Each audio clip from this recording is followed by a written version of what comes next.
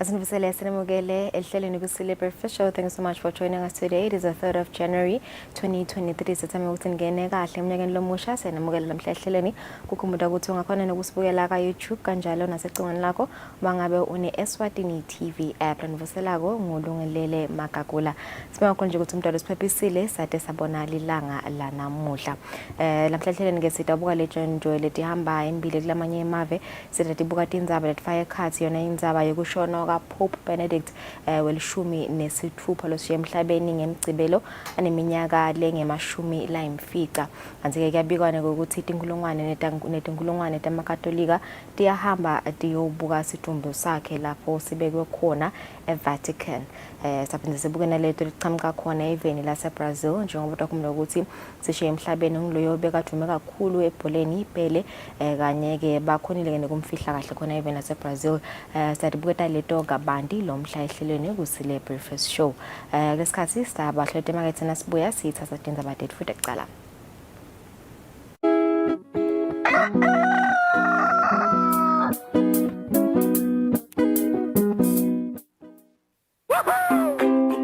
Pay your TV license quickly and easily with MTN Momo. Simply dial *007 *3# and select option 8 for TV license. Enter your national ID number as your reference and the amount you wish to pay. Then enter your PIN to confirm your payment. Once your payment has been made, you'll receive a confirmation SMS of your payment. If you're a first-time payer, you get another SMS for your TV license. So legalize your entertainment from the comfort of your home. Pay your TV license the easy and convenient way with MTN Momo. Everywhere you go, MTN. I do the most. Watch local TV on the go with the Eswatini TV app for only 20 emalangeni. Come on. Do the most with Eswatini TV app. Download from Google Play Store or App Store. We're good together.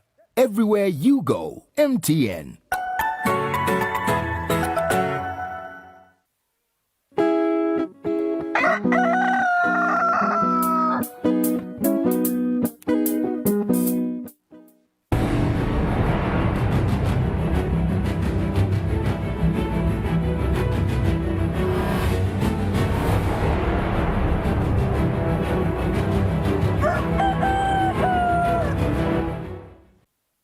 Asifunze sinemukele sakuvusela nawo losanza kuzivulela sidabuka tindzaba tethu tekuqala. Silingo simswato sithathu sihole sive ngesikhathi kugidwa incwala lencane bese igidwa esigodlweni ebuhleni esifundzeni sakahoho.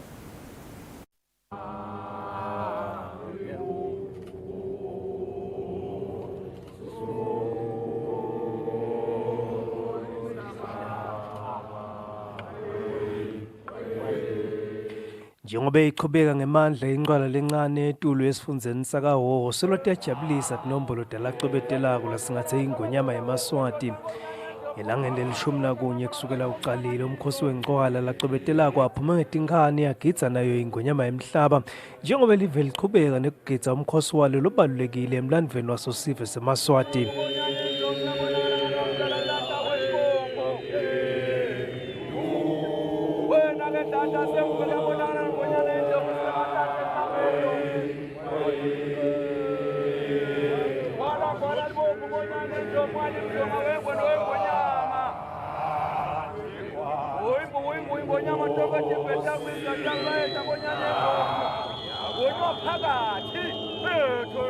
Ingonyama yemaswati liyaqala kugidza esigodlweni elitsitsini yaqhubeka nayo inqwala yangena kuletinye isigodlo lokwaba kusesigodlweni engabezweni nasesigodlweni empumalanga igidze isingethwe ngemakhosikati nebantfu benkhosi nemhlonishana nankulu. Bekakhona ke nalamanye emabutho lekube luthango imbali khololo nemibutho ebetekuvikela labanye labagidze inqwala nesilo semhlaba kubethi shamthetho kanye ke netikhulu beka kwetindzabeni ngisandile makhanya esigodlweni ebuhleni esifundzeni sakahoho. Elangeni lelishumi nakunye kusukela incwala lencane yaqala sive samaswati sungenela ngebuningi baso lomkhosi esigodlweni elitsitsini licheme temabutho tiholwa indlovukazi Mhlekazi.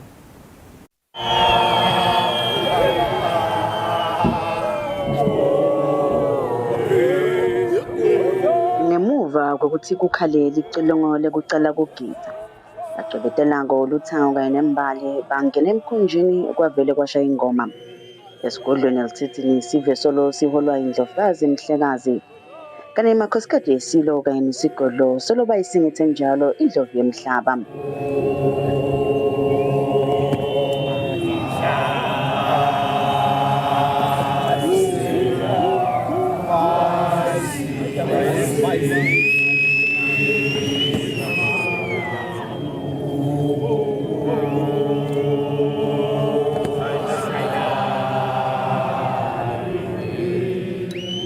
Ingqola lencane seyingene elangeni leli-11 nesive solo siyachubekana kuyingenela ngemdlandla nangelisasasa elisetulu impela. Ingqola lencane iyacala isigodlweni elisithini ngokuthi silo inkosi eMswati wesithathu kanye nendlovukazi Mhlekazi bahole sive ekuyigitseni yase imbubu yemhlaba ichubekela kuletinye igodlo.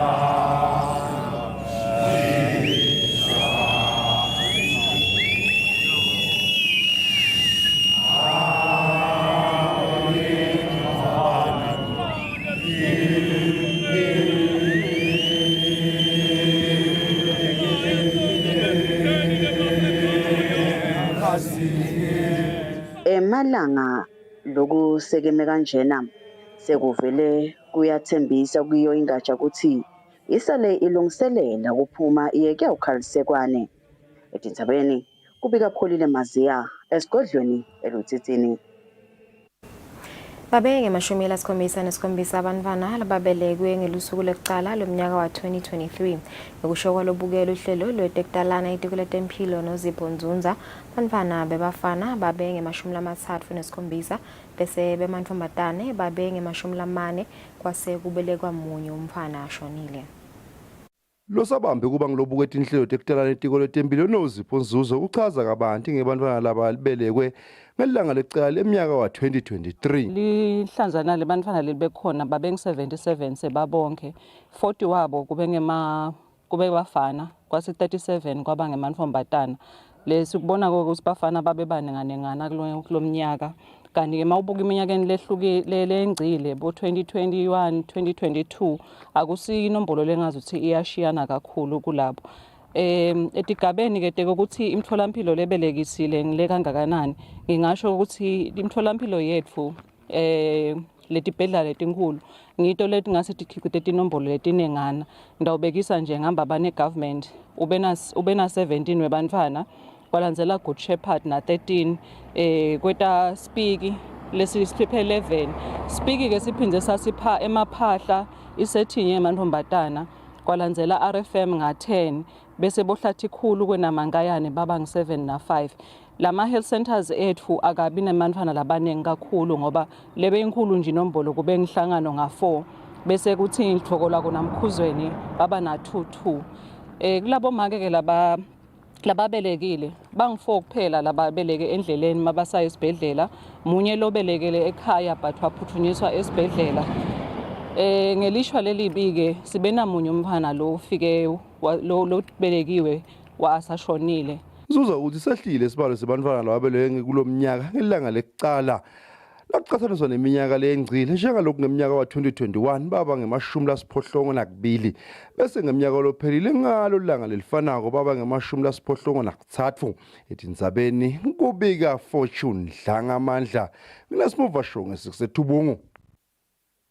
Kuzokwelana tinge-30 enyangeni lephelile kumhlalulunye kulesetulu lebekade kuyimpelasonto ekuphela kumnyaka wa 2022 kanye nekucala kumnyaka wa 2023 emahekeni akuleli kungene bantfu labangetulu kwetinkulungwane letisithupha lokuvetwe ngulobukela uhlangothi lokuphuma ngena emahekeni akuleli Makhosi Simelane. lobu kwehlonze kuphuma nekungena emagedini lakuleli ngephansi kwelitiko letasekhaya amakhosi simelane usithi enyuke kakhulu tibalo tela bangena emagedini lakuleli ngempela sonto yekungena eminyakeni wa-2023. Masibuka ligede lasengwenya lelinona gede lelikhulu kangwane labanengi labangena ngalo phindze futhi baphume ngalo mnyaka kulesikhathi lesifana nako kulamatinsuku letinzathu emkhathini wamhla ka-30 December 2021 kuya kumhla ka-1 January 2022 masibuka ukuthi bangakhi bamfula bangena lapho inombolo tethu tisinika ema-2,227 2227 bese masibuya sesiqathanisa nalesikhathi lesi kulomnyaka sikhanza ukuthi tiphinzene lokungenani cishe kwaba kathathu lethi nombolo tebamfula bangenile ngoba kulamalanga lamathathu lesikhuluma ngawo sengcile etinkulungwaneni letisithupha tebantu labangenile kuyakukhombisa ke lokho nomubukalo kamanye amagede ayafanana ligede lasemathambo ngabekisa ngalo nalo lafaka bantu labangamakhulu nalaba 13 kulesikhathi lesi seminyaka ngalo 2021 kwewelela kumhla ka-1 January 2022 kwase kuthi masibuka kulomnyaka tiyafika tinombolo etinkulungwaneni letimbili nemakhulu lasithupha lokho kuyakutshela ke lokho ukuthi tiphinzene cishe kasithupha nombolo. Simelane uzilo ukukhula kwalabangene kuleli kungabanga kususwa kumbanzela ekuphuma nekungena kuleli ngenxa yemkhohlweni COVID-19 etinzabeni kubika Fortune Dlangamandla nginasimuva shongo sekhetene ngwenya.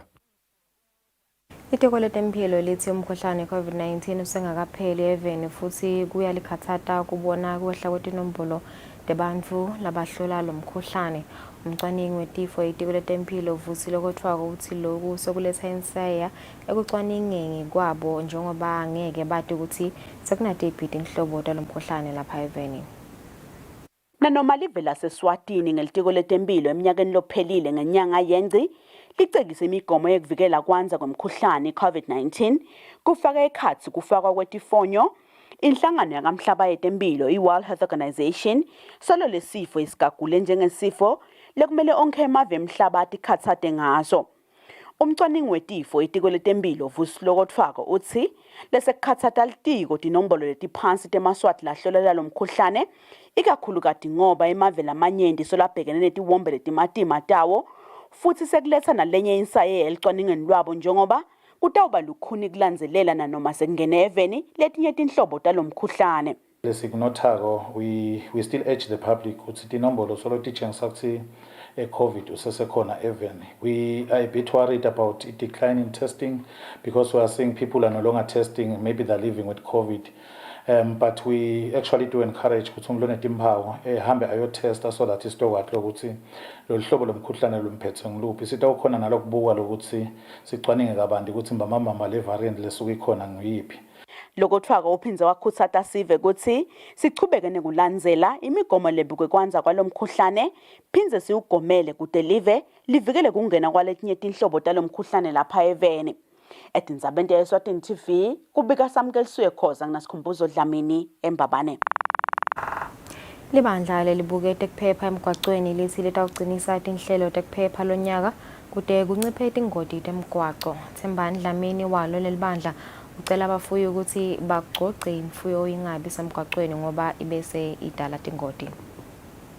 Ngekusho kwaThembani Dlamini lobukete kuphepha itiko lemisebenzi lemkhulu nekuthutha kanzi kaphinze afundzise nekuhambisa lwati uthi-ke nalonyaka batawuqinisekisa kuphepha kwesive emigwaqweni yakuleli bakhwete nemfuyo lengaluswa lengabanga tingoti kanzi-ke ukuthi batawuphinze bafundzise nangako kuphepha emimangweni nasetikolweni kuqinisekisa ukuthi impilo kayilahleke emigwaqweni yakuleli. Bafuyi sitoqhubeka phinze sibambisane nabo ukuthi sikubonako lokho sikhulume kanje sibakhulumise ukuthi yini lesingayenda ukuthi sinciphise tingoti emgwaqweni nikuthi yini lesingayenda ukuthi imfuyo igcine ingakafiki emgwaqweni. Nalabo-ke labanayo leyo mfuyo ukuthi baqiniseke ukuthi imfuyo yabo bayayigciza ngaso sonke isikhathi ingafiki emgwaqweni. Sitoqhubeka nje njengoba kuqala umnyaka sothi sitawuqala sibuye etikolweni bakuvula tikolo. Sibuke ukuthi kunebantwana labasha labatawubangena etikolweni kusukela enkulisa ukhona bafika ngelanga lebanga lekuqala ka grade 1 naye bamphanje bashintshe emadolobha siqala khona ke etikolweni kusitana ke namaphoyisa la ngolaphe nawo atokuba achuba lo msebenzi. Thembani uthi batawuqinisa ke netinhlelo tabo ke lonyaka letibuka kona ke ukuphepha kutawuqinisekisa ukuthi lwati luyahamba ngendlela lefanele. Kubika Khiyani Msibi nginasimuva Shongwe sisembabane. Akasekho emhlabeni loyo longulomunye walabaphakamisa tingoma tamakwaya lamakhulu kuleli sikelela Msibi lobekathi yaphinze angutishela wetemculo ekolishi lekufundzela abutishela eNgwane Teacher Training College lapho bekafundisa tifundvo tekuhlabela khona kushona kwasikelela kuvunywe umnakabo Duma Msibi. Leso show setingoma temakwaya lamakhulu semsikelela sishona natilunye kulenyanga lesetulu kuumnyaka losetulu umnakabo Mufi Duma Msibi ucha ugulile vele isikhathile sithi agula aphethwe ngishukela ekugcineni ke lo shukela loyo ugcine vele asente into la ifunako yena shukela wagcina umnakethu asahambile. Simtamkhumbula shema umnakethu ngokuthi nje nasihleli phansi sikhuluma abenga compromise ngeqiniso. Into nangabe beyirong nje kuye beyirong futhi nangabe into akayifuni kube kuphela. Sihlalo wenhlangano yetingoma temakwaya lamakhulu kuleli sihle Gumbi uchaza ngalokwentiwe nguMufi kulenzima yetingoma temakwaya lamakhulu. Abelijaji lekucala leliphatha onke amajaji lapha kaSadak ku National Choir Festival. Siyabonga wandlondlo kusikhulisa noma besisaqala futhi singakafiki lapho besifuna kufika khona. Umnakabo Mufi lokungiduma Msibi uthi kwamanje lusakatiwa lisuku letawufihlwa ngalo uMufi etindzabeni kubika Fortune dlangamandla isembabane. Kunelijaha leligwaziwe embuleni ngebusuku bangelisondvo nokusho kwephoyisa lemango lasembuleni eJabulani Dlamini lelijaha lisesibhedlela lapho lelashwa khona. Ngekwehlukana kwabo Solomon kabufuni kuphela lapha eveni ngelisondvo ebusuku kunelijaha leligwaziwe embuleni lekusolakala ukuthi ligwaziwe embi kwakhe kodwa ke late liyawufika embuleni kulelinye likhaya lapho lifike lehluleka khona ke kuhamba. Jabulani Dlamini loluphoyisa lemango embuleni uthi basayiphenya ke lendzaba nekusi lelijaha lite lifika lapho lingasakhona kuhamba nje kwendekeni. Kunemuntu lolimele longephandle kweligede labo. Sekaya emaphoyisa emango akhanze labanye bomakhelwane balelo khaya baka Adams sebamthethe ngemoti ungumuntu lekalimele kusolakala ukuthi ugwaziwe ngala ngesheya kubombe kwakhe lapho agwazwe khona. Kungaba kukhalima nje kakhulu ikati ensheni ekunatheni tshwala ukuthi awu nebakithi singeke salakha live ngetshwala. Ngekusho kwawo emaphoyisa emango kube beteke bucala embuleni kanzike kuyatiwa ukuthi lapho ngesikhathi semaholide bubabuningi bucala khona ke kule yandzawo. Emaphoyisa wona ke ngembiko wawo abike tikigaba letimbalwa tebucala lohlukene ngamaholide yabo Christmas kude kube ngcibijane. Endzabeni ngeNgiyani Msibi nginasimuva Shongwe sisembuleni. Sihlalo wenhlangano yebantfu labakhubateke ngekungaboni emehlweni Eswatini Association of Visually Impairment Persons Nondumiso Shongwe uthi bantfu labakhubateke ngekungaboni emehlweni basalela emuva ngelwati ngoba labanye bete ibraille lebasita ekufundzeni. Nondumiso bekakhuluma ngalabakudzingako basatogubha i-World Braille Day mhla 13 kulenyanga. Kutawusi mhla 13 kulenyanga lesetulu umhlaba ugubhe losuku lwe-World Braille Day. Kanzike i-Braille isebenzisa bantfu labangaboni lebasitako ekufundzeni. Sihlalo wenhlangano yebantfu labakhubateke ngekungaboni emehlweni kuleli i-Eswatini Association of the Visually Impaired Persons Nondumiso Shongwe uthi i-Braille isidzingo lesikhulu kodwa ke labaningi bete. Kukhona imitamo lendeka ngeveni ukuthi i-Braille ibe khona as much as kunayo ke le gap ukuthi labanye abayitholi ibraille because na ungekho shothi esikolweni noma ungekho dudane naleti indawo lentibalile usho kona ukuthi ngeke uzukhone kuyi-accessa noma kube nendlela yokuthi ufinyelele lapho kutholakala khona ibraille ukhone kufunza liphepha ukhone kufunza netincwadi nekuva nje ukuthi kwentekani eveni nangaphandle through kuyo le braille lesesinayo letholakala kuleti ndzawo lesengitibaliwe uye kube nalobo bulukhuni especially nase ungasekho esikolweni because bese kukhona sikubonekelo bazama ngayo yonke indlela ukuthi bamane basibambise ngasetikweni letemfundo kodwa nase usekhaya buye bese sekuba nalenkinga ukuthi sengiphumile kumbe esikolweni noma ke angikhonanga kuba sesikolweni kunaleyo gap lokuthi kudekele access lekhona nekufundiseka ke ngayo ibraille ke iyasida ekutheni nalabakhubateke kungaboni emehlweni bangasaleli emuva ngelwati nasekufunzeni kanzi-ke isicelo sabo ukuthi nabo cishe babe nayo bayithole leyo braille njengoba bona kude bafunze badzinga yona vele kubika Giyani Msibi nginasimuva Shongwe sisembabane lenyentithombe tholakele ku-internet. Insha ibonakala ihambisa imbili indzaba yokuthi icalela emabhizinisi kulomnyaka lokuvakale ngesikhathi lomsakazo okhulumisana nalabanye bamvu elibonjeni kuvaka abantu ngetifiso tabo kulomnyaka lomusha wa 2023 labanye abantu labasha abakathanzi kuvela etithombeni.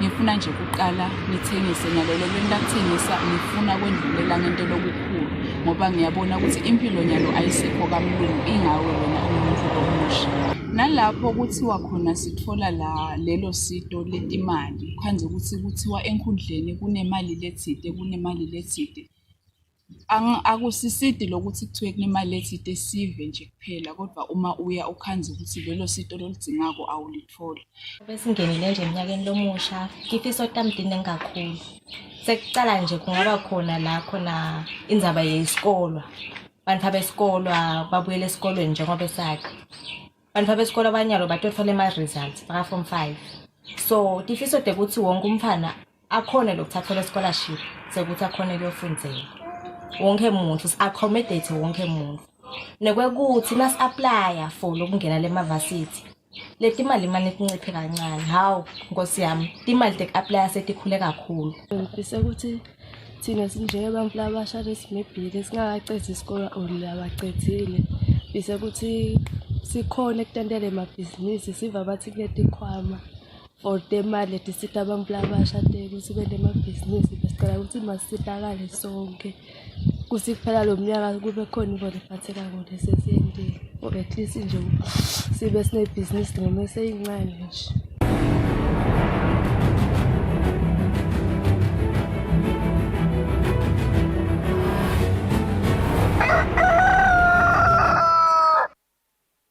Imidlalo kulandzela kumiswa kwemidlalo ye-Premier League ngenxa yetigameko temsindvo etinkundleni tetemidlalo njengoba kuhlaselwe konompembe emidlalweni welicembu leMbabane Highlanders kanye neSeabirds kwaphindze kwahlaselwa abonompembe emidlalweni weMbabane Swallows kanye neMbabane Highlanders. Inhlangano lengamele bonompembe lapha eveni ibambe umhlangano lobungenelwe na inhlangano lengamele umdlalo webhola lapha eveni i-Eswatini Football Association kanye nenhlangano ye-Premier League of Eswatini. Mabhalane wenhlangano yabonompembe Mbongeni Shongwe uthi ngemuva kwalomhlangano bonompembe bakulungile ukubuyela etinkundleni kuyosebenza.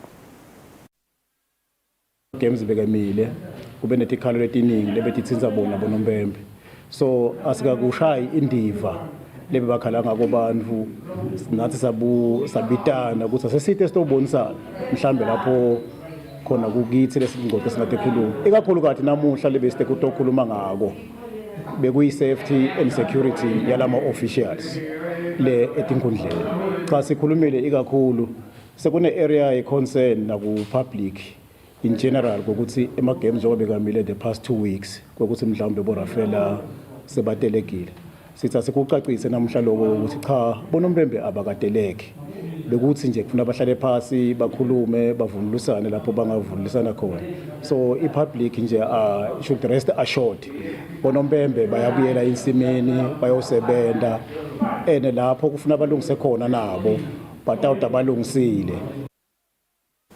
Inkundla yasendondozi ngiletinye tetindzawo letikhicite abadlali bemidlalo webhola labadlale nalabadlala izingeni elisetulu nabanyenti lapha eveni lofaya ekhatsi inhlanhla Madida Mabuza lowake wadlalela licembu leMonini Pirates kanye neMbabane Highlanders nalabanye labafaya ekhatsi bomfanifikile Fashion Zimanze lodlalela licembu leMbabane Highlanders Vukile lodlalela licembu leManzini Wanderers kulabanyenti. Lilunga leParliament lasendondozi lophinza bendvuna yetekuvakasha Moses Velakati bekabambe umncintiswano wamaqembu langephansi kulenkundla ngenhloso yokukhuthaza labo labasebancane kuthi nabo bagcine bafike esigabeni lesisedulu. Badlali labayeka Premier League ngababala ngabacetsi bofashi bomadide bobani banyana baningi nje vele manje ke lokunye lalapho baye bathola lezinga ukuthi baze baphakame khona kunokuthi njalo ngabo Christmas siye sibahlanganise nabedileke lokhu kujabulisa lala abancane ngoba lapha bekunale youth ma under 15 ubona nje ukuthi vele be World Cup bese bajajiswa ukuthi ke nalala abadzala bayababona nanabo baba ingcenye yalama teams imali lebe bayidlalela beyiya ku 40,000 le cash yona mbamba be 35 bese ke sekuba ke naleli etinye tinto kwase kuba ke netinkomishi ke nema t-shirt nase yonke nje sesibala konkana sebeyita velele bo 50,000. Anatote imidlalo siyataphetsa indzaba tethu asibahlala emakethe nasibuya sithabukata ngaphandle kwakuleli asenishini yasemasodolo.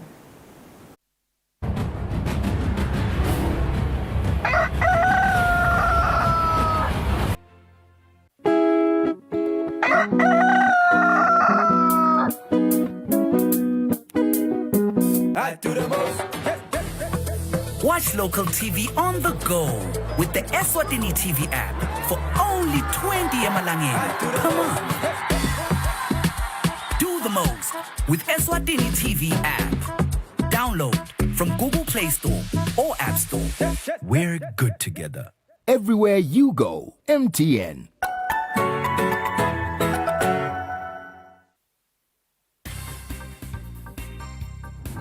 Sikhulumile bahlonishwa asimiyekeleni aphendvule sitawuhamba se-Eswatini bahlonishwa asekube khona lo tawuthi na uhleli phansi ubone ukuthi awu emaswati ngwasidile ngwathinza ngqo ngithi kula kule report ningakuphi because I want to debate about that umbuta lo nabe kula kule report akangitshengisele section kunormal kubuza nangaba kukho la akasho lo sino akukho la tibaleke tonke la tinyanga letinyenti labanye bakhona kuthiwa kunawugula uthi une COVID uvela isinyanga hey njenisa ngikho lena speaker wagangwa ngakho ke speaker nakwagangwa silasi tokhuta umonakalo live mengameli lalaba labe bakhona into lethu namuhla ngoba sikhona kuwo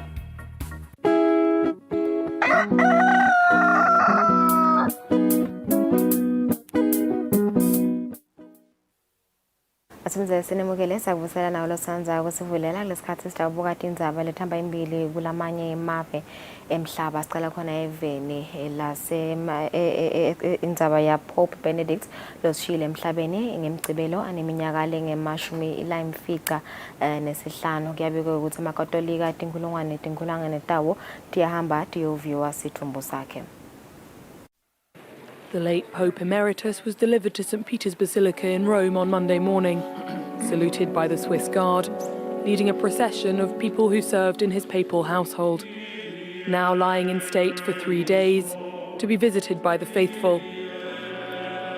Resting on a red catafalque with a rosary clasped between his hands. Italian President Sergio Mattarella has already paid his respects, Prime Minister Giorgia Meloni too. Vatican police said that 40,000 mourners filed past the bier in the first 5 hours of the lying in state. An emotional moment for devout Catholics from around the world. I was moved. It's a moment of renewal, I would say so, and a touching moment because it was a great Pope. It was a marvelous Pope. Yeah, it's impressive. It's a small, fragile person, you know. And he has gone home, hopefully. Benedict XVI retired as Pope in 2013. During his nearly 8 years at the head of the Church, he opposed liberation theology and held conservative stances on matters such as homosexuality. But he was the first Pope in nearly 600 years to retire from office. Questo ha dato una This has given a more human vision to the papacy, that the Pope is a man and is dependent on his physical and mental strength. Here his body will remain until his funeral on Thursday, which will be held in St. Peter's Square and led by his successor, Pope Francis. Siqhubekela eveni lase-Brazil, isizwe sase-Brazil sicalile ngemsombuluko ukuqala ukuvalelisa kwekugcina loyo libekwa ngumdlali logcamile noma lodumile eveni lase-Brazil kuphele. The Vila Belmiro Stadium is getting ready to welcome the world. Barriers are being erected by Santos club staff in order to manage the huge queues that are expected. The small 16,000-seat stadium will host the wake of King Pelé. Fans have gathered around the stadium where he made his name. He has our thanks and eternal gratitude for everything he did for our sport, football, and for the whole country. For me, he represents a connection with my family, with all the stories we used to tell. Talking about football made me closer with my father. For those who live near the stadium, Pelé will be remembered as a humble and accessible man, despite his sporting achievements. I remember how down-to-earth he was. He talked to everyone. He would get out of his car to talk to people. His humility will always be remembered.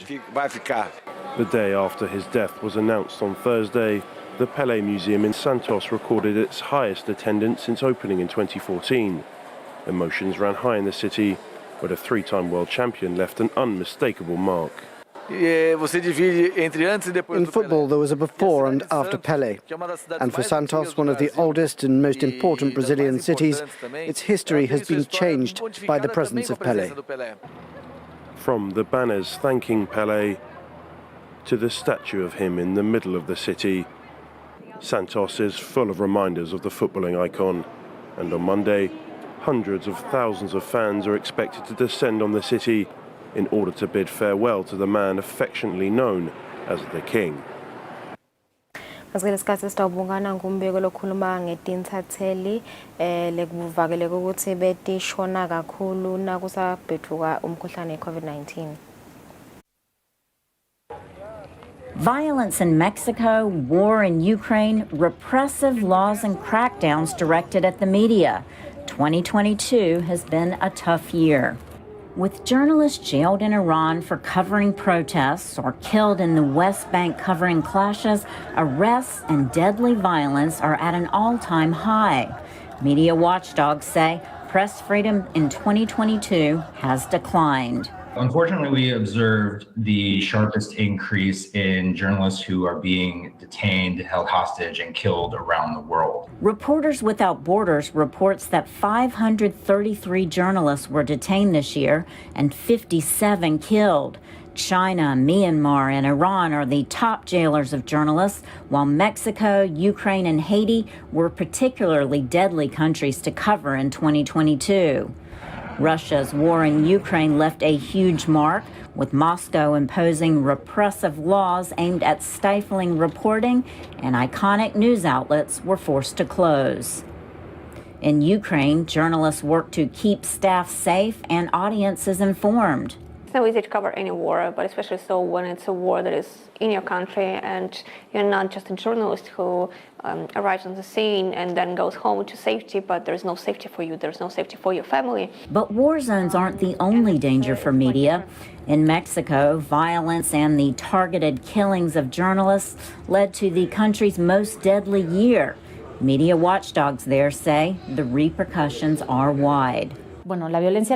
What worries us most is lethal violence, because when a journalist is killed, something known as a double murder happens. The murder of the person and the silencing of the stories and investigations that are not going to be told. It has a very strong, cascading effect of fear and censorship. China continues to be a leading censor of media, and its influence is felt in Hong Kong. Analysts believe the high-profile trial of Apple Daily founder Jimmy Lai is being used to send a message. And so with these national security cases, it puts everybody on notice that if this could happen to somebody as prominent and as wealthy as Jimmy Lai, it could happen to anybody. Elsewhere, repressive governments such as Afghanistan's seek to block access to credible news.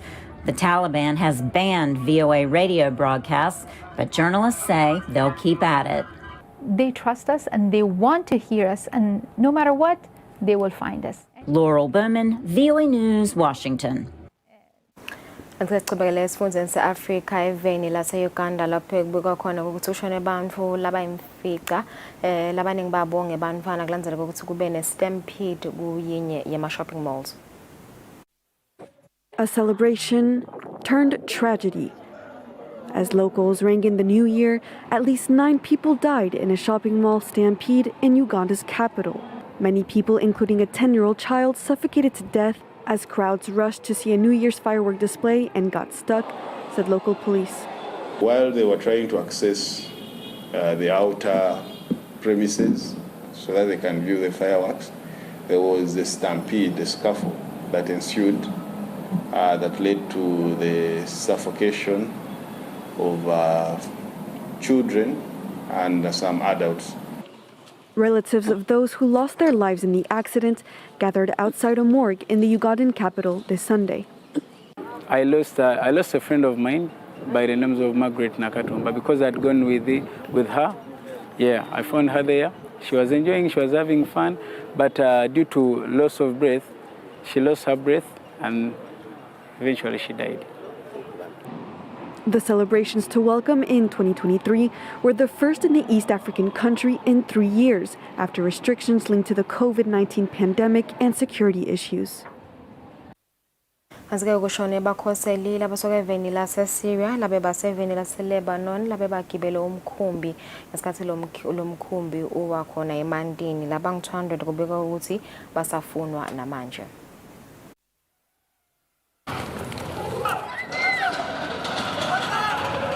Scuffles broke out at the port of Tripoli in northern Lebanon as people gathered, seeking news of their relatives who'd just been rescued as their boat capsized. More than 200 people in total, reportedly headed for Italy. They were rescued by the Lebanese army and UN peacekeepers. 2 people, a woman and a child, both from Syria, reportedly died in the incident. Have some compassion for us. Take our children to Europe. We don't want them to go back to Syria. We would rather kill ourselves than go back to Syria. Most of those aboard were Syrians who'd fled the war back home and settled in neighboring Lebanon. But there were also around 50 Lebanese nationals. Departures at sea have increased in recent months. Syrians, Lebanese, but also Palestinian refugees, all seeking to flee as the country grapples with an unprecedented financial crisis. The reason that pushed them to leave this country is first of all poverty and secondly injustice. We live below the poverty line in this country. I also want to leave and I was planning to go with my brother, but I couldn't gather enough money to leave with him. In addition to being costly, the crossings are often risky. In September, around 100 migrants died as their boat sank off the coast of Syria after departing from Lebanon. It was one of the deadliest incidents in the eastern Mediterranean in recent years. Asike ligedele lihlukanisa live leColombia kanye nelive leVenezuela selivuliwe emva kweminyaka leminyenti lokho kulandzela ukuthi kubene kungevani emkhathini kwalamave lamabili. Nearly 7 years after being built, the Tienditas International Bridge is finally open to travellers between Colombia and Venezuela. After years of diplomatic tension between the two countries, the border between them has been fully reopened once more. We pay tribute also to the fact that we are recovering the voice and the ability to speak jointly in multilateral institutions. No more bilateralism, no more talking exclusively with developed countries as if we were not one. The bridge cost more than $32 million to build and was originally designed to decongest the other 2 binational bridges in the area. But transport over the border came to a halt in 2019 when Venezuelan leader Nicolas Maduro broke off diplomatic ties with Colombia, his re-election questioned by those in power in Bogota. But since being elected as Colombia's first ever left-wing president last year, Gustavo Petro has sought to re-establish ties with Venezuela and push to reopen the border, a move that has been welcomed by both sides. This is a great joy because we've been waiting a long time for this moment. We are very happy to know we can travel throughout Venezuela, come and go as we please, and visit so many cities and pretty towns in our neighboring country. Surely it'll be an opening not only for transport. We already have the pedestrian crossing, but an opening to relations of peace, brotherhood, calm, economy, prosperity for both peoples. Tienditas was the last remaining crossing between the countries to be reinstated following the restoration of relations, with the two other bridges between the nations reopened in September. Qhubekela eveni lase-France, uhulumende welive lase-France wathatha isinqumo sokuthi utawuhlola abantu labasuka eveni lase-China labangena emaketeni akulela live utobuka ukuthi labangena nawo. After years of shunning and being shunned by the United States and its allies, Nicolas Maduro is taking steps to return to the international fold. In an interview with Venezuelan state television on Sunday, the president extended an olive branch. Venezuela is ready, totally ready, to take steps towards a process of normalization of diplomatic, consular and political relations with the current administration of the United States and with administrations to come. Maduro was ostracized following widely disputed presidential elections in 2018.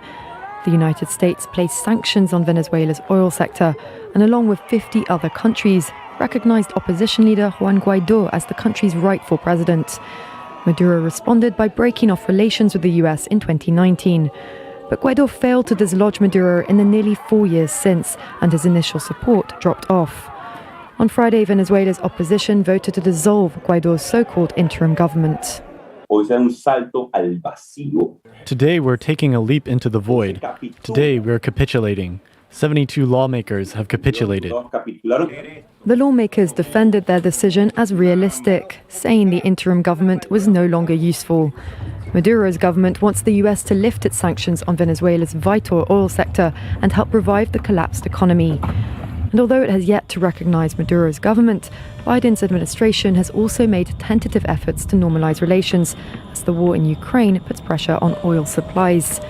Last June, it sent delegates to Caracas to meet with Maduro and negotiate prisoner exchanges, among other topics.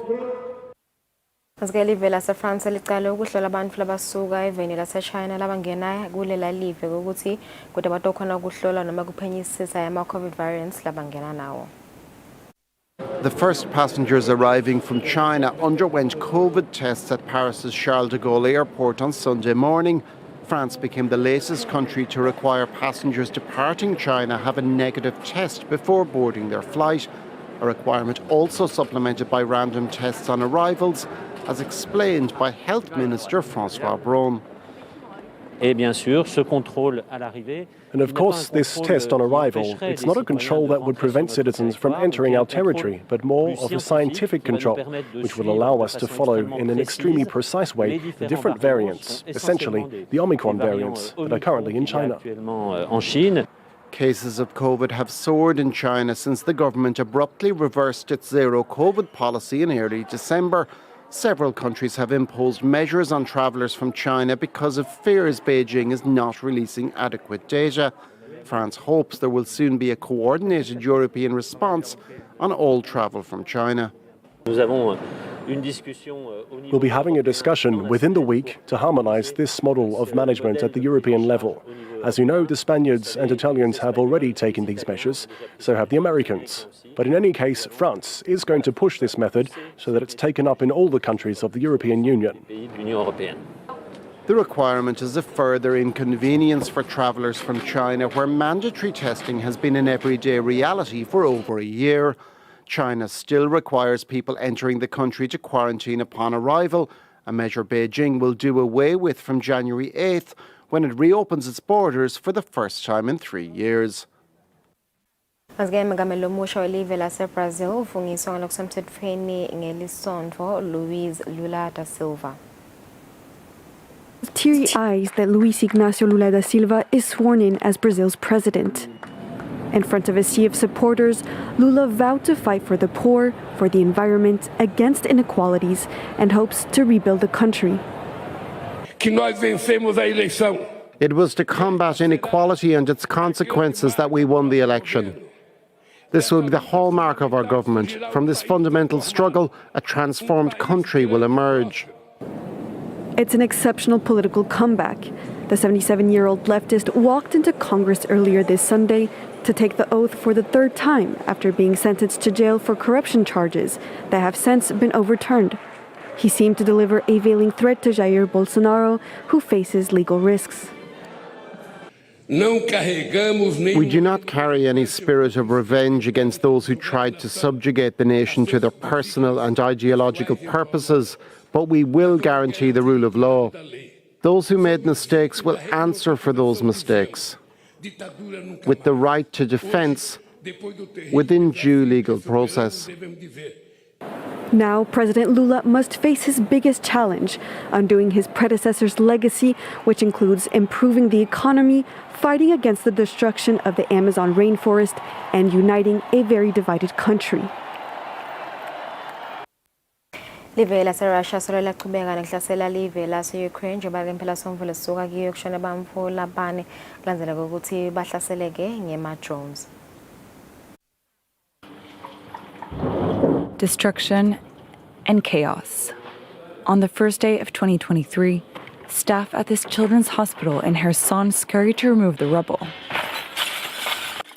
Others collected shattered glass just hours after the facility came under attack. At night, around midnight after the president's address, the shelling on the hospital started. The ground floor and second floor were hit around 7 times. A fire started. We tried to put it out ourselves until firefighters arrived and were able to extinguish it.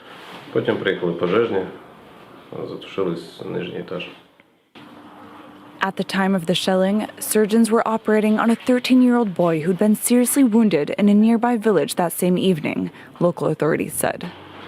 He's been transferred to another hospital around 100 kilometers away in Mykolaiv.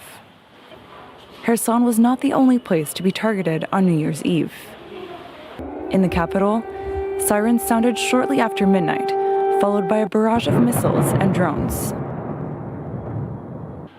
Police authorities in the capital later released this photo, purporting to show the remnants of a drone inscribed with the words Happy New Year in Russian. On Sunday night, President Zelensky said that Ukrainian forces had downed 45 Iranian-made drones on the first day of 2023. They're afraid, and they're right to be so, because they are losing. Drones, missiles, nothing will help them, because we stand united. They are only united by fear. The Russian army said Sunday that it had carried out dozens of attacks over the previous 24 hours. It said these had targeted drone storage facilities and drone launching sites. Yaserussia nase-Ukraine emasotsha akulamavele amabili kubuye ukuthi yaqhubeka nokubulalana. In a suburb northeast of Kyiv, Serhi's cleaning up the damage after a Russian drone fell in the streets in the early hours. Ночью був дуже сильний гуркіт, меблі аж порухалися. Ну, вже ж, так як було повідомлення про повітряну тривогу, вже появилося розуміння, що був взрив, то вже вийшов на балкон, то вже побачив, що шибки вибиті. Drones, missiles and shells landed across Ukraine overnight. Ukrainian authorities said 40 drones that were headed for Kyiv were intercepted, though some energy facilities were damaged, causing outages. Since October, Russian strikes on power and water supplies have been almost weekly as their ground forces struggle to advance. But this third night of barrages in a row is unprecedented. Ukraine appears to have struck back hard, with its military claiming to have killed around 400 Russian soldiers and wounded 300 more in a strike on a military dormitory and ammunition store in the city of Makivka in Russian-occupied East Ukraine. Russian officials said US-made rockets hit the site, which used to be a vocational school, and said Ukraine was greatly exaggerating the death toll. A massive blow was dealt to the vocational school from American MLRS HIMARS. They were dead and wounded. The exact number is still unknown. Ukraine has also been carrying out its own drone strikes. The latest hit an energy facility in the Bryansk region near the Ukrainian border. Ngasigalicwaningo lolendiwe yi-Pew Research Center imelika liveta kokuthi imengameli Joe Biden ubukwa njengomumfu lohloniphekile umholi lohloniphekile kulamanye emave. President Joe Biden headed to meet Chinese leader Xi Jinping and other world leaders in Asia after the U.S. midterm elections in November, saying he felt strengthened by a better-than-expected outcome for his Democratic Party. I know I'm coming in stronger, but I don't need that. I know Xi Jinping. I spent more time with him than any other world leader. I know him well. He knows me. There's we have very little misunderstanding. We just got to figure out where the red lines are and what are the most important things to each of us going into the next 2 years. Are you getting ready? The midterm election did not go so well for Republican candidates supported by former President Donald Trump. Polls show there has also been a steep turnaround in favorability ratings for the United States abroad, with the transition from Trump to Biden in the White House. A July study by the Pew Research Center showed that a median of 58% of adults across 18 countries say they have confidence in Biden to do the right thing regarding world affairs. Richard Wyke is the director of Global Attitudes Research at Pew. He told VOA via Skype that a majority of people in most countries surveyed strongly preferred Biden over Trump. He gets better ratings sort of on a personal level. People see him as being, well qualified compared to Trump. And then people generally like his policies more than they liked Trump's. Again, the climate accords are a good example. Biden gets us back into the Paris Climate Accords. That's something that's very popular. But Biden's popularity abroad is not matched by his approval rating at home, which most opinion polls show hovering around 40%. Experts point to the polarized political climate in the U.S. and say many leaders are more beloved abroad than at home. Elizabeth Shackelford of the Chicago Council on Global Affairs agrees that people in most countries prefer Biden's approach. People are still pretty pleased with Biden bringing America back to the table and more engaged both actively and respectfully in the international community and world affairs. Favorable views of Biden abroad contrast sharply with those of Russian President Vladimir Putin after his unprovoked invasion of Ukraine. A Pew Research study shows that a median of just 9% have confidence in Putin to do the right thing in world affairs, as Richard Wyke explains. When it comes to Russia, what we see are just, all-time low ratings in, many of the countries that we surveyed, all-time low ratings for Putin, a strong public reaction against Russia's invasion of Ukraine. French President Emmanuel Macron is one of many world leaders who has thanked Biden for leading the strong NATO and European Union support for Ukraine, saying if Russia were allowed to proceed unchecked, there would be no stability anywhere in the world today. Cindy Sain, VOA News, Washington. Ndesaphetha ngalesuka khona evenda samelika umbiko evete kokuthi gun violence dinombolo tawo dikhombe kunyuka ngeminyaka 2023. Gun violence surged in many U.S. communities in 2022, including a near record number of mass casualty shooting incidents. In May, an 18-year-old gunman wielding a semi-automatic rifle killed 19 children and 2 adults at Robb Elementary School in Uvalde, Texas. It was the deadliest U.S. school shooting in nearly a decade. A week later, President Joe Biden addressed the nation. For God's sake, how much more carnage are we willing to accept? How many more innocent American lives must be taken before we say enough, enough? Days earlier, a 19-year-old opened fire with a semi-automatic rifle at a supermarket in Buffalo, New York, killing 10 people. The suspect said he was targeting black people. On July 4th in Highland Park, Illinois, a gunman fired 83 rounds in less than a minute from atop a building, killing 7 people and wounding dozens of others who had gathered for an Independence Day parade.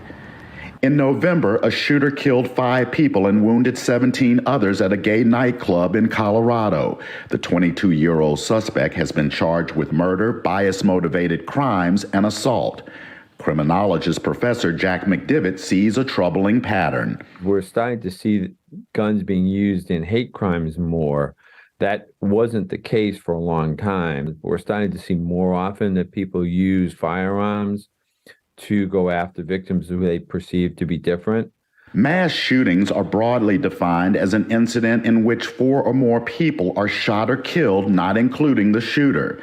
They occurred in practically every U.S. state, totaling more than 600 nationwide in 2022.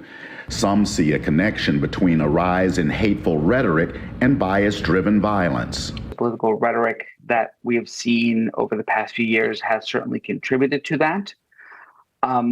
And I think that, along with sort of some of the increases that we've seen among the rise in hate groups. While mass shootings grab national headlines, they account for a small percentage of more than 40,000 U.S. gun deaths recorded in 2022. Half were by suicide. Well, the motion is adopted. In June, Congress approved the first national gun legislation in decades. The law seeks to deny firearms to those deemed to be a threat to public safety and enhances background checks for gun purchases. While gun control advocates want to go further and ban semi-automatic weapons, the U.S. Supreme Court in June overturned a New York state law that restricted carrying concealed handguns in public. Gun rights defenders rejoiced. What I have noticed is places that have simpler, legal gun laws are safer. Because, for instance, the recent shootings that we had, I feel if a place is unprotected by firearms, it's a soft target. Amid the debate, the United States remains plagued by the highest rate of gun deaths among advanced industrialized nations.